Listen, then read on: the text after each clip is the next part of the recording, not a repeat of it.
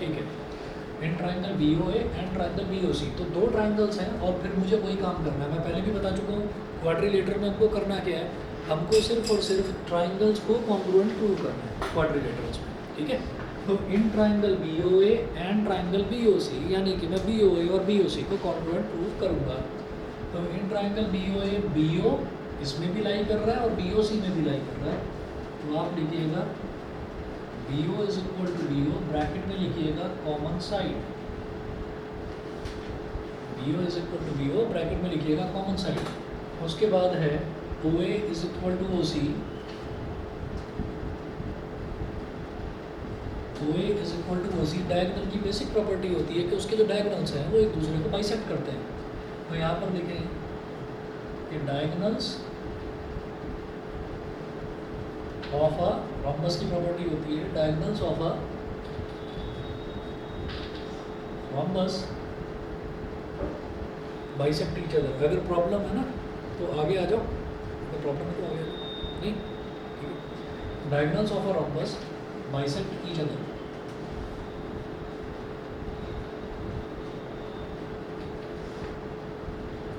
Bisect करते हैं एक दूसरे को, तो ये दोनों तो इक्वल होंगे, ठीक है।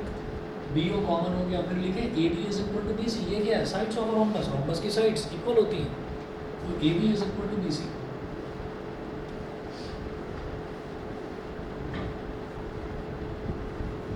Sides of a rhombus, sides of a rhombus. तो अब आप ये देखिएगा कि जब तीनों साइड्स जो हैं वो इक्वल हो गई तो कौन सा क्राइटेरिया कहलाएगा, ये ट्रिपल एस कॉन्ग्रुएंस क्राइटेरिया। तो यहाँ नोट करें, by triple S congruence criteria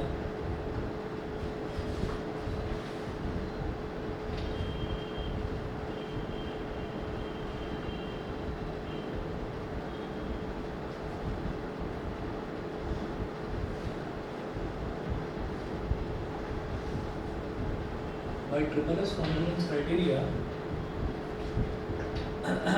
अब क्या करेंगे कि मुझे सीक्वेंस देखना है कि सीक्वेंस क्या होना चाहिए इसका, ठीक। तो सीक्वेंस जो है वो इसका किस तरीके से हम निकालेंगे, आप ये देखो कि भाई यहाँ पर हम क्या यूज़ कर रहे हैं, हम तीनों की तीनों साइड्स ही यूज़ कर रहे हैं। तो जब हम तीनों की तीनों साइड्स यूज़ कर रहे हैं तो इसका मतलब क्या है कि साइड ही मेजॉरिटी में है, एंगल का तो जिक्र है ही नहीं यहाँ पर। तो कोई दो साइड ले लो जो आपका मन करे, कोई दो पेयर पकड़ लो। तो मैं क्या करूँगा, मैं ये वाली पहली और दूसरी ले लूँगा, आपका मन करे तो पहली तीसरी ले लो, मन करे तो आप दूसरी तीसरी ले लो, जैसा आपको ठीक लगे। तो रफ में लिख लीजिए, पहली और दूसरी ले लो, B O is equal to B O common side है, और फिर लिखो O A is equal to O C.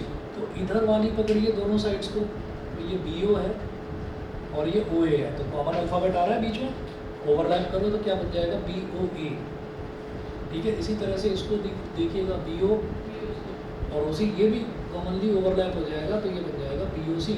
और ट्राइंगल बी ओ ए और triangle B O C congruent हो गया। तो सही जो सीक्वेंस है वो ये है, वो हम लिखेंगे by triple S congruence criteria, triangle B O A is congruent to triangle B O C. एक तो ये चीज़ हो गई। ये करने के बाद में हम ये कहेंगे कि जो आपके कॉरस्पॉन्डिंग एंगल्स हैं और जो कॉरस्पॉन्डिंग साइड्स हैं वो इक्वल होनी चाहिए।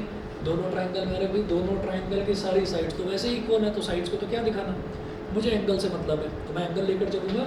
ये बीच वाला एंगल ले लो, ठीक है।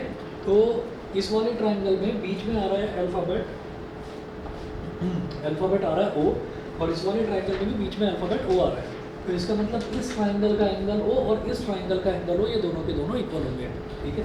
तो क्या लिखेंगे, it implies that angle B O A is equal to angle B O C, और रीजन में लिखिए by C P C T, by C P C T. ये हो गया।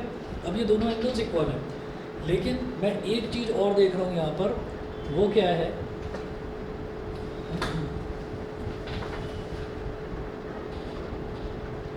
वो क्या है कि जो ये लाइन है ए सी, ये स्ट्रेट लाइन है, और बी ओ ए और बी ओ सी, ये इस स्ट्रेट लाइन पर, इस पॉइंट पर बनने वाले दो एंगल हैं। तो एक स्ट्रेट लाइन पर एक पॉइंट पर बनने वाले दो एंगल्स, इन दोनों का सम 180 डिग्री होता है, लीनियर पेयर होता है, ठीक है। और वो दोनों एंगल इक्वल हैं, तो भाई वो 90 डिग्री के इक्वल ही होंगे। कैसे, आप यहाँ लिखें Since AC is a straight line,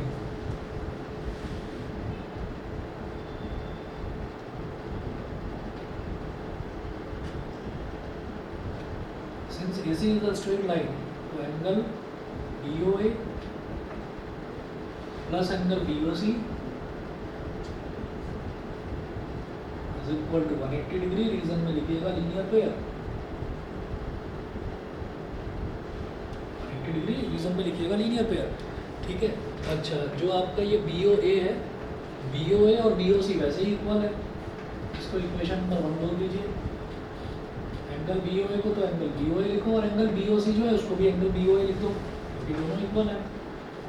तो angle BOA plus angle BOA is equal to 180 degree. यहाँ पर लिखिएगा फ्रॉम इक्वेशन 1। इक्वेशन 1 से हमने ये जाना कि भाई BOC भी BOA के इक्वल है, तो angle BOA plus angle BOA, तो angle BOA plus angle BOA क्या हो गया, twice of angle BOA is equal to 180 degree. 2 1 जा 2, 290 जा 180। Angle BOA is equal to हो गया 90 degree. It implies that angle BOC is also 90 degree. It implies that angle, अब जरा देखिए जो ये BOA है BOA, तो इसके वर्टिकली अपोजिट वाला एंगल कौन सा है, COD। COD तो लिखिएगा angle COD is equal to angle BOA is equal to 90 degree. Reason में यहाँ पर अभी कुछ मत देखो, angle COD is equal to angle BOA is equal to 90 degree, ये हो गया। उसके बाद दूसरा देखो कि जो ये वाला एंगल है, ठीक है, इसके वर्टिकली अपोजिट ये है, तो angle BOC is equal to angle DOA। Angle BOC is equal to angle DOA is equal to 90 degree. यहाँ पर लिखें vertically opposite angles, vertically opposite angles.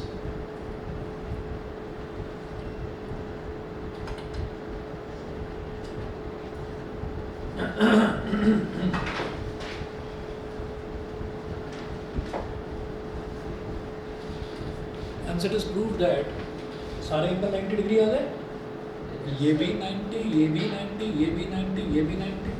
देखिएगा, hence it is proved that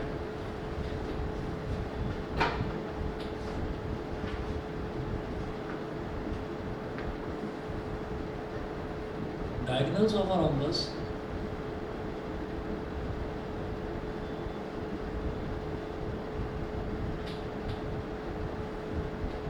are perpendicular to each other. Diagonals of a rhombus are perpendicular to each other. समझ गए जी? Example 2 clear? ठीक है, चलिए जी आगे चलते हैं, एग्जाम्पल नंबर 3 देखते हैं। एग्जाम्पल नंबर 3 में है कि ABC is an isosceles triangle in which AB is equal to AC, AD bisects exterior angle PAC and CD is parallel to AB. See figure 8.1। तो मेरे को एक फिगर दे रखी है, उस फिगर के हिसाब से मुझे प्रूव करना है कि angle DAC is equal to angle BCA। तो ये प्रूव करेंगे DAC is equal to BCA और ABCD इज अ पैरेललोग्राम, ये चीज़ प्रूव करनी है। फिगर बनाएंगे, ABC is an isosceles triangle in which AB is equal to AC।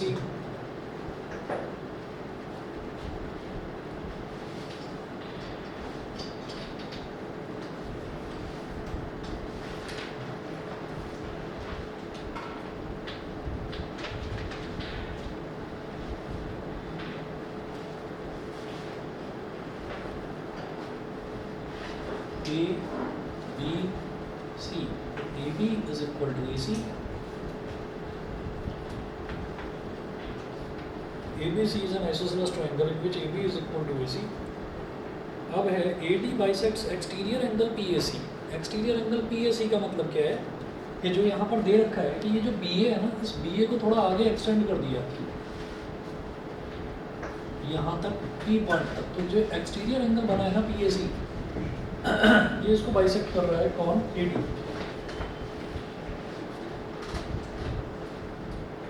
Bisect करने का मतलब ये वाला एंगल और ये वाला एंगल इक्वल होगा, ठीक है। तो AD bisects exterior angle PAC and CD is parallel to AB।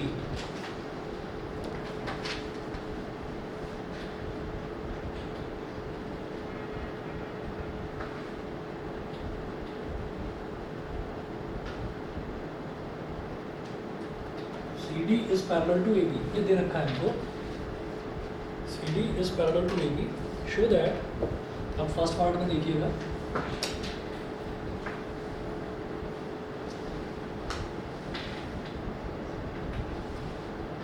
show that part first में है angle DAC is equal to angle BCA।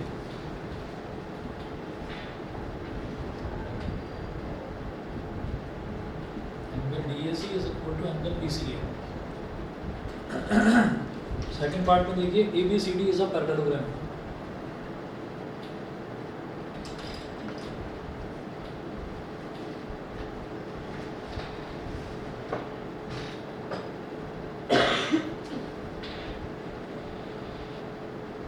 ABCD is a parallelogram। तो पहले प्रूव करना है एंगल DAC, एंगल DAC ये वाला angle और angle BCA मतलब ये वाला एंगल, ये दोनों एंगल इक्वल होंगे। आपको ये चीज़ प्रूव करनी है। अब इसको कैसे प्रूव करेंगे, आप ये देखिएगा कि यहाँ पर मुझे कुछ भी नहीं दे रखा, मुझे ये तो दे रखा है कि ये जो सीधी लाइन है ये AB के पैरेलल है, लेकिन ये जो AD लाइन है ये BC के पैरेलल है, ये नहीं दे रखा। अगर दे रखा होता तो मैं ये कह देता भाई ये वाला एंगल और ये वाला एंगल ऑल्टरनेट इंटीरियर एंगल्स हो गए, ठीक है। अब इसको इक्वल कैसे प्रूव करना है, आइसोसेलेस ट्रायंगल दे रखा है तो कुछ सोच कर दे रखा होगा। आइसोसेलेस ट्रायंगल में क्या होता है, दो साइड्स इक्वल होती हैं और उन साइड्स के अपोजिट वाले एंगल्स भी इक्वल हो जाते हैं। Base angles of isosceles triangle जो होते हैं वो इक्वल होते हैं। तो हम ये कहेंगे यहाँ पर इसके सॉल्यूशन में देखिएगा, यहाँ पर हम ये कहेंगे since in triangle ABC,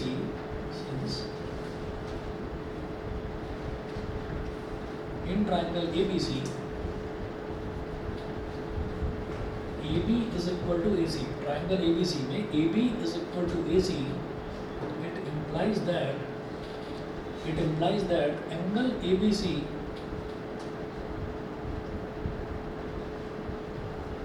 angle ABC मतलब ABC is equal to ACB, AB के सामने वाला एंगल ये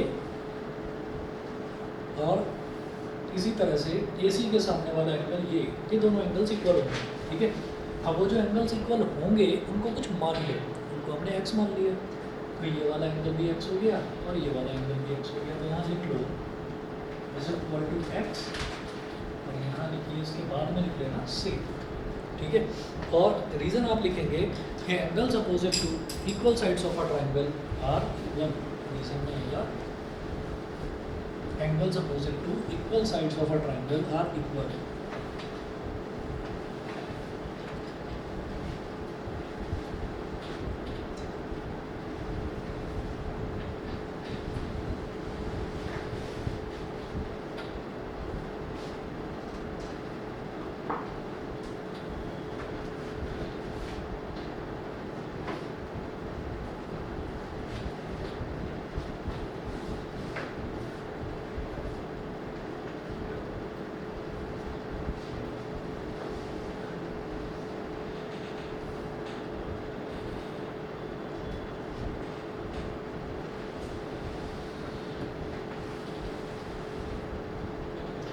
angles opposite to equal sides of a triangle are equal.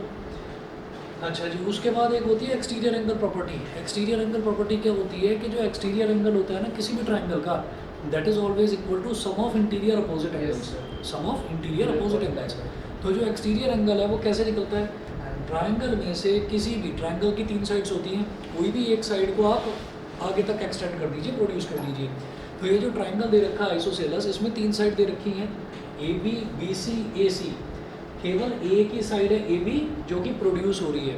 तो इसका मतलब कि ये वाला जो पूरा कंप्लीट एंगल जो ये बनेगा, ये पूरा का पूरा कंप्लीट एंगल क्या है, इसके लिए एक्सटीरियर एंगल, ठीक है। अब इसके बराबर वाला एंगल क्या कहलाएगा, इसका एडजेसेंट एंगल। तो जो बचे एंगल दोनों के दोनों वो कहलाएंगे इंटीरियर अपोजिट एंगल, ठीक है। तो exterior angle is always equal to sum of interior opposite angles. लिखिएगा angle PAC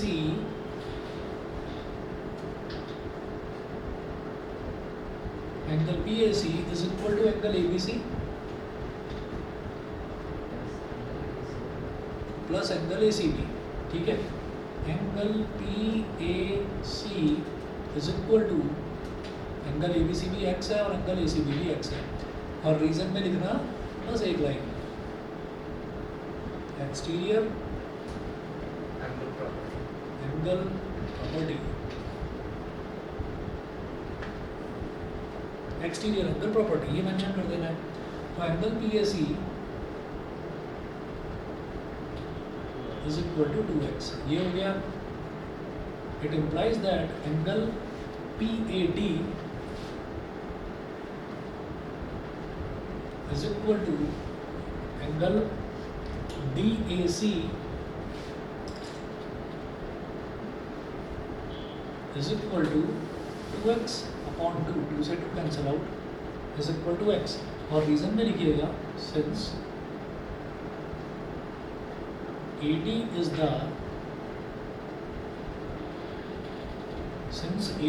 the bisector of angle PAC, AD is the bisector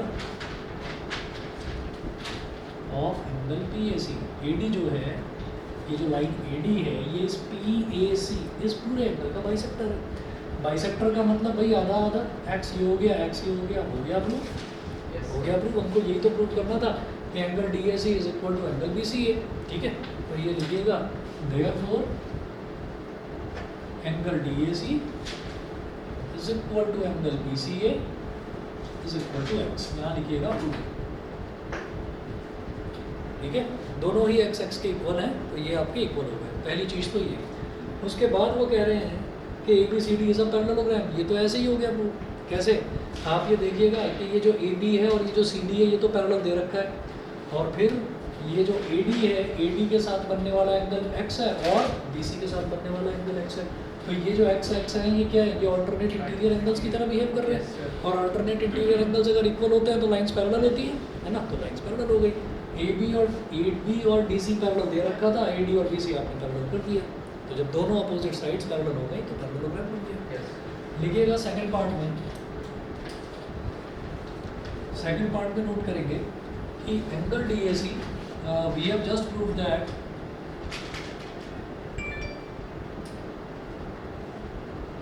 angle DAC is equal to angle BC, angle DAC is equal to angle BC। तो and we observe that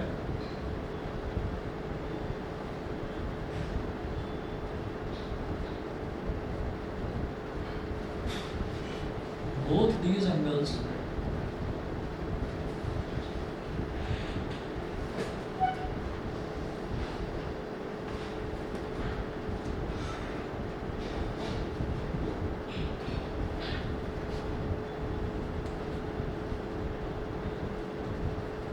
are forming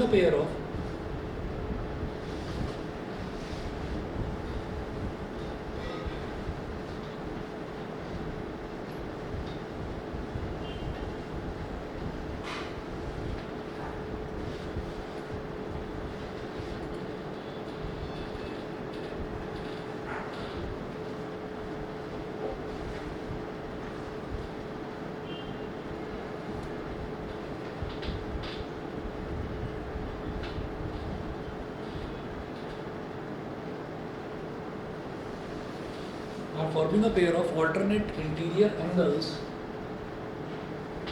which are equal, so alternate interior angles which are equal, so AD is parallel to BC, and AB is parallel to CD, bracket में लिखिएगा given, therefore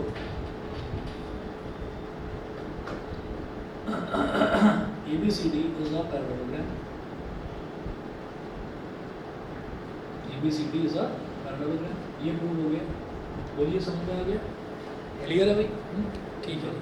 इसके बाद हम अगला करते हैं example number 1 2 3 3। हाँ, example number 4 देखते हैं।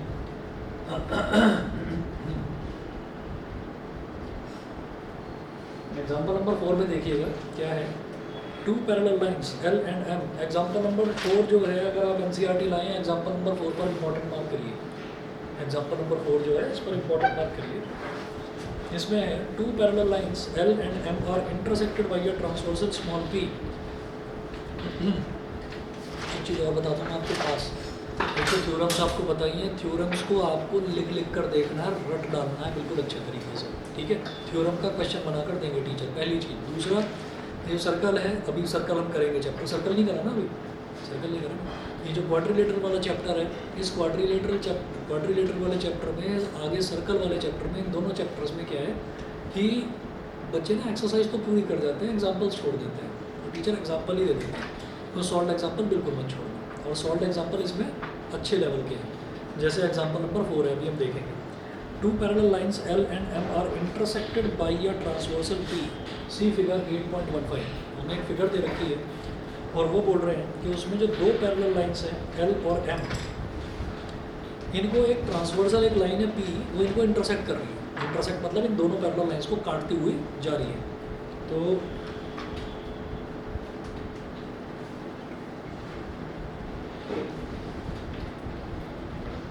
फिगर दे रखी है इस क्वेश्चन में,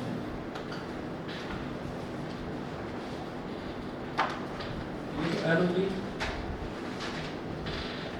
और ये M होगी, L और M। तो ये दो पैरेलल लाइंस हो गई L और M, and they are intersected by a transversal P। इसको एक ट्रांसवर्सल है P, वो इंटरसेक्ट कर रही है, P ने इसको इंटरसेक्ट कर दिया ट्रांसवर्सल में। अच्छा, फिर इन्होंने ये कहा है, show that the quadrilateral form by the bisectors of interior angles is a rectangle.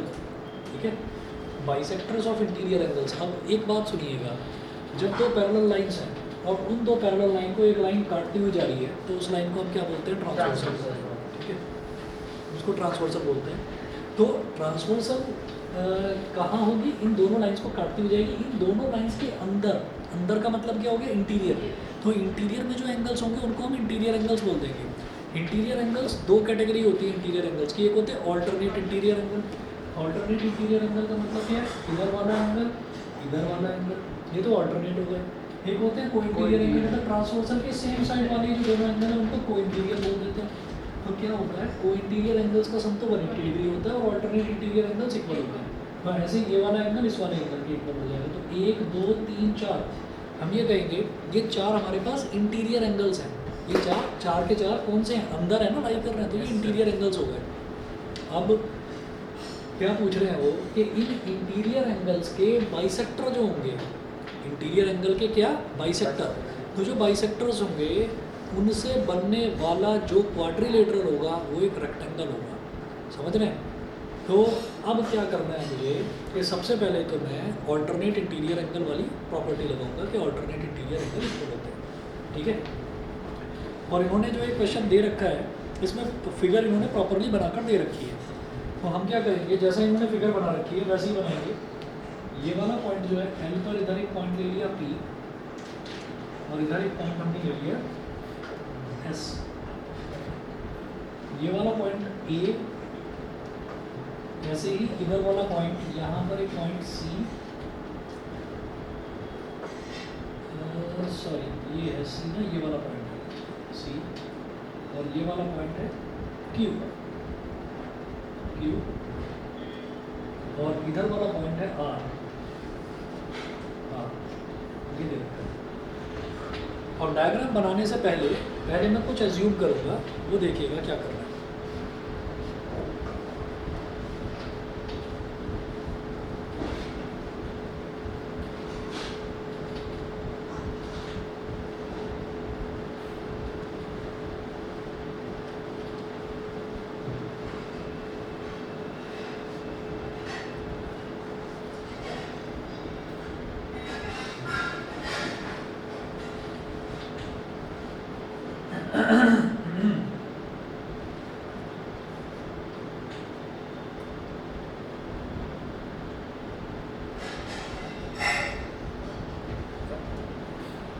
आप लिखिएगा कि let angle S A C, S A C, let angle S A C is equal to 2x। सवाल ये उठता है 2x क्यों ले रहे हैं, x क्यों नहीं ले लेते, अभी बता दूंगा, 2 मिनट रुक जाओ। हम इसको 2x मान रहे हैं, तो आप ये बताओ जब ये वाला एंगल 2x हो गया तो बेटा ये वाला एंगल भी 2x हो जाएगा, ठीक है। क्यों? क्योंकि ऑल्टरनेट इंटीरियर एंगल इक्वल होते हैं। तो let angle S A C is equal to 2x, it implies that angle Q C A is equal to 2x। Reason में लिखना ऑल्टरनेट। अच्छा, आप दोनों जो नए बच्चों हैं, आप दोनों को मैं बता रहा हूँ कि हमारे यहाँ पर हर फ्लोर पर 2 फ्लैट है। तो ये जो मेरे फ्लैट के सामने से अगर कभी सीढ़ियों से आने का या जाने का मन करे तो मेरे फ्लैट के सामने वाली सीढ़ियों से ही उतरना, ठीक है। उधर वाली से मत उतरना, वहाँ एक डॉगी है, उसकी आवाज़ आ रही है, खतरनाक है, 1-2 को काट चुका है, तो उस वाली साइड से मत उतरना। ऊपर वाले फ्लोर पर है, कभी कभी नीचे भी आ जाता है, ठीक है। इसीलिए आपने नोटिस भी करा होगा कि कई बार दरवाज़ा खुला रहता है, मैं जाके बंद कर देता हूँ कि अंदर ना आ जाए, ठीक। तो जब भी कभी जाएं, वापस जाएं तो या तो लिफ्ट से ही जाएं, और लिफ्ट से नहीं जाना है, सीढ़ियों से जाना है, तो भाई इस तरफ से जाना, ठीक है। हालांकि काफ़ी लोगों ने कंप्लेंट भी करी है, तो बांध के रखते हैं, क्योंकि पहले ना खुला आ जाता था।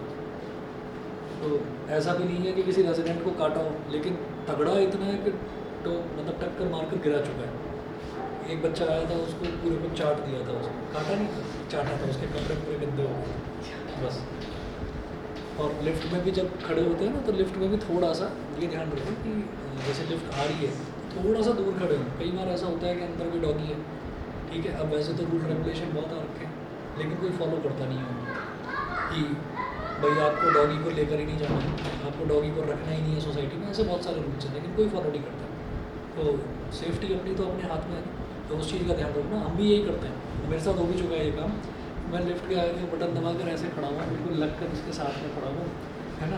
मुझे पता ही नहीं था कि अंदर से महाराज जी मेरा इंतज़ार कर रहे हैं। दरवाज़ा खुला, मैंने पैर बढ़ा दिया, उसने भी पैर बढ़ा दिया, है ना। मुलाकात हो गई आमने सामने।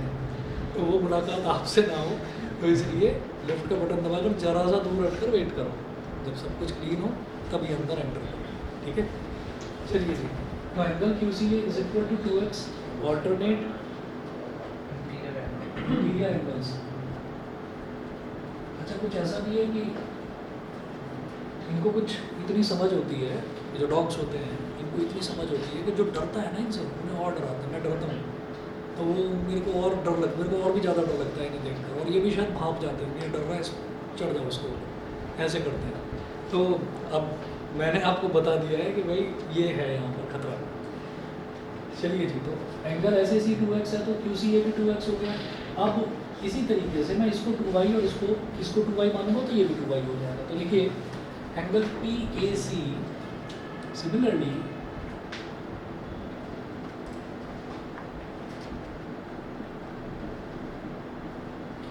एंगल पी ए सी, इसको हमने क्या मान लिया, 2y। Angle P A C is equal to 2y, it implies that P A C 2y हो गया। तो भाई इधर वाला एंगल क्या बोलेंगे, ए सी आर,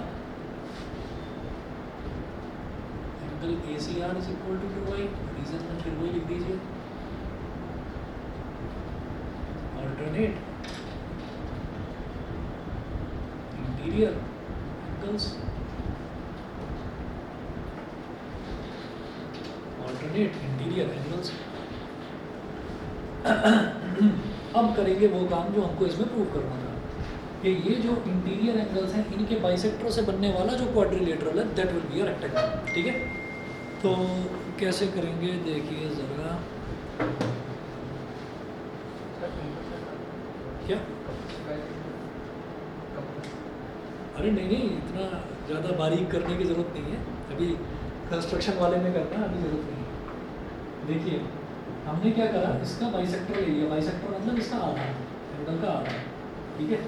और अब आप ये समझ जाएंगे कि मैंने इसको 2x और 2y क्यों माना है।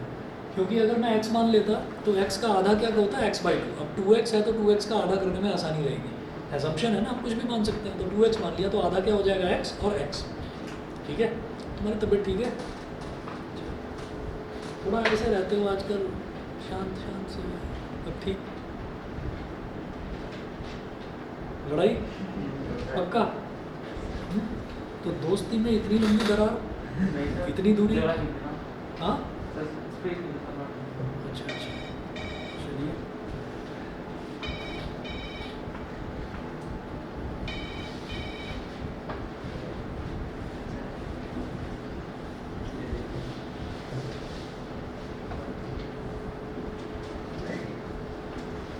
तो ये हमारे पास फिर एंगल हो गया x और ये वाला एंगल x। तो अब एक काम करिए, सिमिलरली जब ये वाला 2x था तो भाई इसका भी बाइसेक्टर बनाओ, ठीक है? ये बाइसेक्टर बना लें समझिए।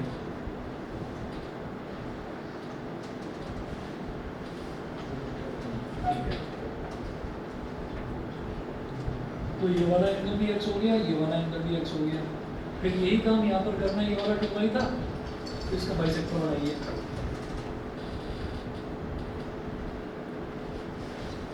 तो ये वाला भी y हो गया, ये वाला भी y हो गया। ऐसे ही जो ये वाला एंगल है ये भी 2y है तो इसका भी बाइसेक्टर बनाइए।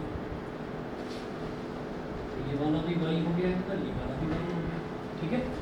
अब आप क्या करें, देखिए ये वाला पॉइंट तो A और C है ही, इस वाले पॉइंट को जो इन्होंने दे रखा है डायग्राम में, B और D, इधर वाला B है, इधर वाला D है, तो ये वाला पॉइंट जो है ये हो गया B, ये वाला जो पॉइंट है ये है D, ठीक? अब ये x और y मानने से क्वेश्चन काफ़ी आसान हो जाता है। अब आप ये देखिएगा, क्या करूँगा मैं, यहाँ पर ऐसा करना होगा कि मैं बात करूँगा इस ट्राइंगल की, ट्राइंगल ए बी सी की, इस ट्राइंगल की बात करेंगे, ठीक? नोट करिएगा, now in triangle A B C, तो ट्राइंगल ए बी सी में हम ये कहेंगे ये वाला एंगल क्या है y, ये वाला एंगल क्या है x, और इस वाले पूरे एंगल को मान लीजिए b, पूरा एंगल b हो गया, ठीक है? तो क्या हो जाएगा कि x plus y, x plus y plus angle B is equal to 180 degree. Reason में लिखिएगा angle sum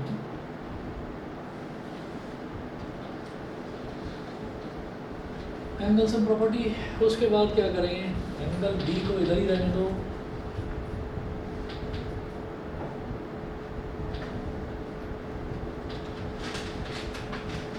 equal to 180 degree minus x minus y, मतलब एक्स प्लस का था उधर जाकर माइनस एक्स, वाई प्लस का था उधर जाकर minus y, angle B is equal to 180 degree, दोनों में से माइनस कॉमन ले लिया तो एक्स प्लस वाई, ये हो गया। अब पता है इसमें एक काम और करेंगे,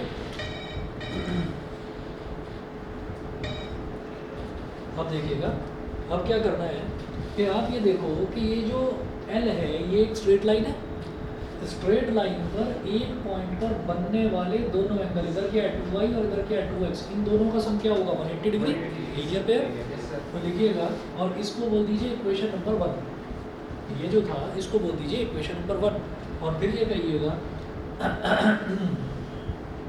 यहाँ पर since L is a straight line,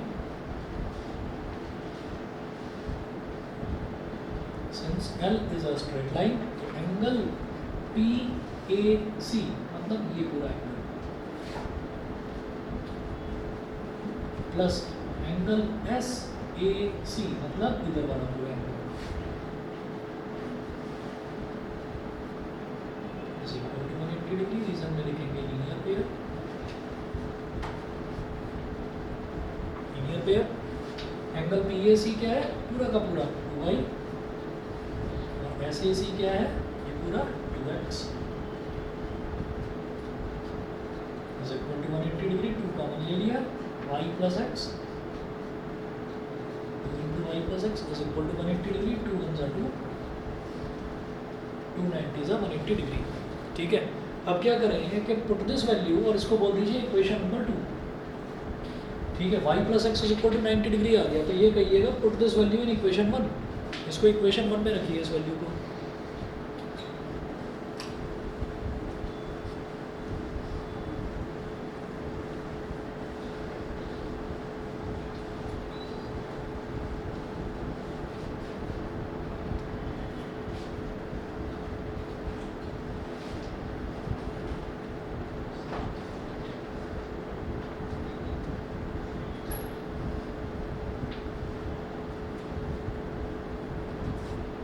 put this value in equation 1, तो angle B is equal to 180 degree minus x plus y की जगह आपको रखना है 90 डिग्री, तो 180 डिग्री माइनस 90 डिग्री कितना हो गया 90 डिग्री, तो एंगल बी की वैल्यू हो गई 90 डिग्री। ठीक है, from equation 2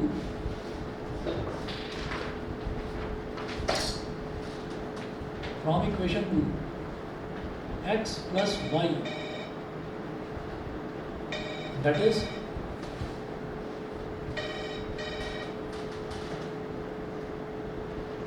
from equation 2 x plus y क्या है आप ही देखिएगा, यहाँ से आपको दिखाई दे रहा है x plus y क्या बन जाएगा, एंगल a बन जाएगा इस क्वाड्रिलेटरल का। ठीक है, और इसी तरीके से यहाँ से भी दिखाई दे रहा होगा कि ये जो x plus y है ये इस a b c d quadrilateral का ये पूरा का पूरा अंदर वाला एंगल c बन रहा है। ठीक है, तो मैं क्या कहूँगा कि एंगल a ये भी x plus y है और एंगल c ये भी x plus y है, तो x plus y that is angle a is equal to angle c is equal to 90 degree. समझ गए होंगे। ठीक है, उसके बाद क्या करना है, एंगल सम प्रॉपर्टी लगा दो क्वाड्रिलेटरल की, ये जब एंगल a b और c 90 डिग्री है तो भाई चौथा भी 90 डिग्री होगा, तभी तो सबका सम 360 डिग्री बनेगा। तो लिखिएगा now angle a plus angle b plus angle c plus angle d is equal to 360 degree. Reason में लिखिएगा एंगल सम प्रॉपर्टी, जब मैं चार एंगल्स का सम कर रहा हूँ तो वो लिखने की जरूरत नहीं है कि angle sum property of a quadrilateral, understood है, चार एंगल क्वाड्रिलेटर में ही होता है। Angle a 90 degree, angle b 90 degree, angle c 90 degree, angle d निकालना है is equal to 360 degree, 90 90 90 270 plus angle d is equal to 360 degree, तो angle d is equal to 360 degree minus 270 degree, तो 360 minus 270 कितना हो गया 90 degree, तो angle d की value 90, ये भी 90 ये भी 90 ये भी 90 ये भी 90 ये भी 90, चारों एंगल 90 डिग्री हो गए। Therefore a b c d is a rectangle.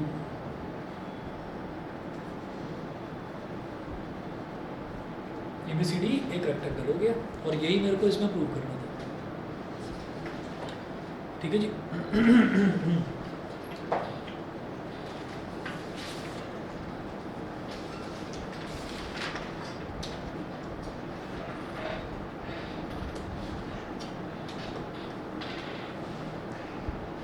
Exercise 8.1 का क्वेश्चन नंबर 6, 7 और 8 ये तीन क्वेश्चन कर रहे हैं। 8.1 का क्वेश्चन नंबर 6, 7 और 8 ये होमवर्क दे रहा हूँ, ट्राई करना।